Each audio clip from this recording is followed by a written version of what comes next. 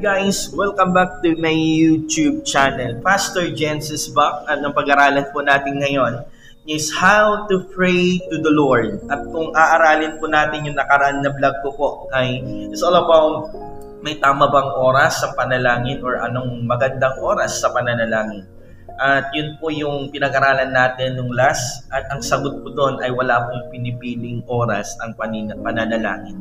Dahil ang pakikipag-usap po sa Diyos ay ito po'y communication po natin sa Kanya. Hindi po lang nawa kung meron tayong kailangan, hindi po dapat na kung emergency saka ka lang mananalangin, bakos gawin po natin itong lifetime or ito po gawin natin na habit na pakikipag-usap sa ating Diyos. Di po ba na kapag meron tayong mahal sa buhay ay gusto natin lagi siyang nakakausap? Especially na pa ang ating Creator na nagpapahiram ng iyong hininga, nagbibigay sa iyo ng pagpapala na hindi kanya ginugutom, iniingatan kanya, wala kang sakit. Karapat dapat lang po makipag-usap tayo sa ating Creator. Kaya nga po mga kapatid, dudugtugan po natin ng ating pag-aaralan is all about how to pray to the Lord. May 4 na points po akong ituturo ngayon. Paano po talaga manalangin? At number 1, sabi niya dito, para hindi po tayo magtagal, dahil gusto ko po ay 6 to 7 minutes lang po ang ating vlog. Number 1, pray with humility. Anong humility po? Yung mayroong pagpapakumbaba. Na ang nagpapakumbaba po ayon sa Bible, the way you humble in the front of the Lord, the way na sinasabi mo, Lord, hindi ko kaya nang mawala ka sa araw na to, na pagising mo sa mga, Lord, lalabas ako, gusto ko samahan mo po ako. Ganun yung pagpapakumbaba na ina-acknowledge natin na kung wala po si Lord, hindi po natin kaya na mabuo ang isang araw. Yun yung pagpapakumbaba, hindi yung, Lord, nalabas ako, good morning, umalis ka na. Yung pagpapakumbaba para sa akin, paggising po natin sa umaga, Lord, I will trust to you this whole day na lalabas po ako, may gagawin po ako. Kung may negosyo ka, Lord, napapakumbaba ako na kahit meron akong talino, hindi ko kaya kung wala ka. Ganun po yung humility, yung merong pagpapakumbaba. You must be humble to the Lord. I-surrender po natin yung mga pride po natin. Yung unforgiveness, sin, pride, and dapat sumunod po tayo. Yun po yung talagang the word humility, yung handa pong sumunod. At yun po yung number 1 na how to pray to the Lord. Pray with humility. Hindi po tapos tayong nagmamayabang sa harapan ng Diyos dahil ang glory lang po ay sa Kanya lamang po. Kaya po, pag nananalangin po tayo, pray with humility. Hindi po yung, kaya ko na, Lord. No, kahit wala ka, kaya ko, Lord. Kahit di ako manalangin, kaya ko, Lord. Hindi po. Dahil hawak niya po yung hininga natin. Number 1, pray with humility. Pangalawa po, sabi niya, pray with confidence or walang pagdududa. No, kung titinan po natin, sometimes kung malaki yung pinapanalangin natin, no, minsan po ba nagdududa tayo? No, ito yung pinu-pour out ni Satan sa ating mga Kristiyano or yung mga nananampalataya sa ating Diyos. Alam niyo po yung pinu-pour out ni Satan, yung pagdududa. Yung pinagdududahan mo na yung panalangin mo kay Lord. Pinagdududahan mo na hindi niya kayang ibigay yung pangarap mo, yung pinapanalangin mo. So dapat po pag nanalangin po tayo, Hebrews chapter 4 verse 16, wala po dapat pagdududa. Jesus paid all the penalty already. Tandaan po natin, Jesus died on the cross.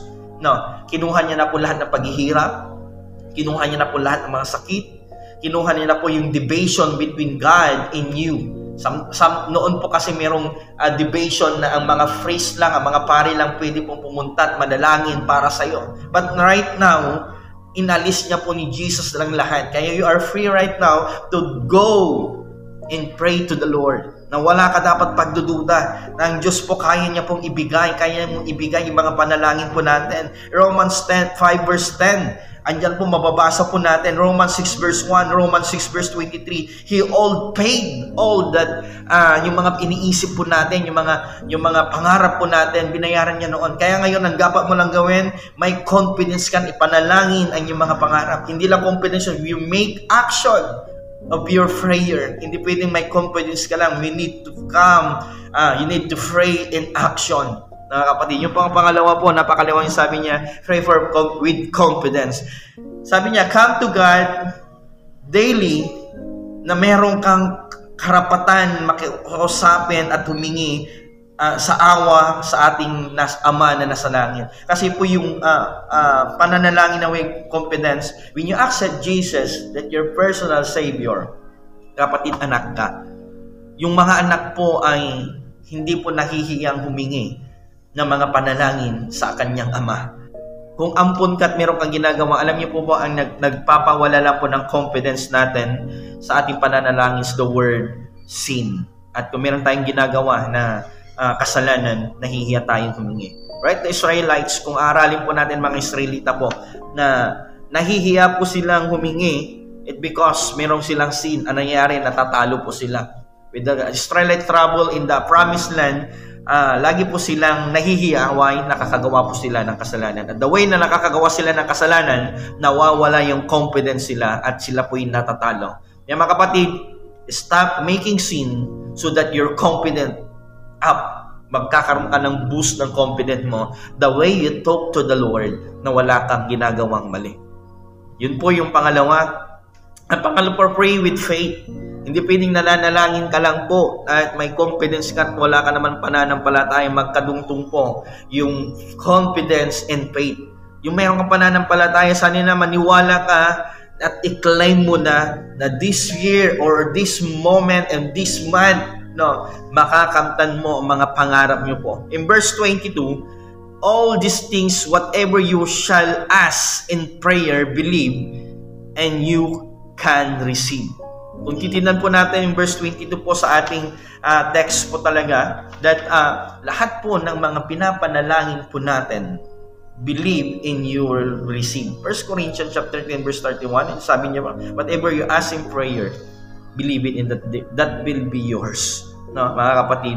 So stay to your faith, stay to the promise of the Lord, and stay to the right path of God. Tatlo po yan. No, stay to your faith, maniwala ka, panghawakan mo. No, Lord, kaya mong ibigay ito according to your will. Stay for your promise of God. There are 34,000 promises of the Lord in the Bible. And stay to the right path of God until nandun ka po sa right path of God. Sa tamang daan po ng Diyos. Naniniwala po ako mga kapatid na makakamtan mo yung pinapanalangin kasi nasa tamang daan ka. At yun po yung pangatlo, pray with faith. Ang pinakahuli po, pray with consistency or tuloy-tuloy. No? Kasi kung nananalangin 1 Thessalonians 5:17, pinag-aralan natin continually. Ayun mga kapatid, ibibigay niya sana ni Lord ngayon yung prayer mo. Ba't tumigil ka? Sayang. Kaya nga po, until hindi mo po pinahahawakan po yung panalangin mo, ilaban mo to. Especially sa mga kabataan ngayon, lagi kong tinuturo sa church po ito. Iluhod mo, iihiyak mo yung pangarap mo.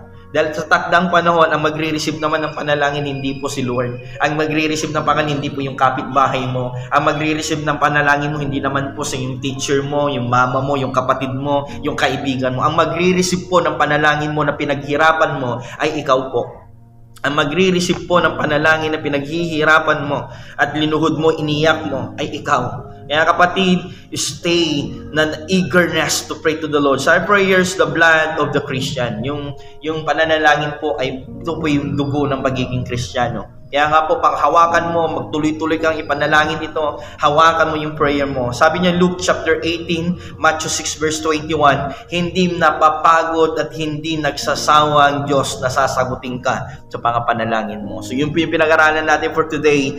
Kapatid, don't stop praying to the Lord. At yung apat na yon na dapat po natin gawin, pray with humility na mayroong pagpapakumbaba, pray for confidence, at pangatlo, pray with faith and pray with consistency or mayroong pagtuloy-tuloy at hindi napapagod. God bless, and nawa po, meron ka pong natututunan sa ating mga pinag-aaral. Don't forget to share, subscribe my channel, mga kapatid. In this video, all that our video na gagawin po namin ni Pastora, will meet just one na meron kaming masabi dito sa YouTube to share the blessing to the poor people, and now po ay matulungan nyo kami for our channel.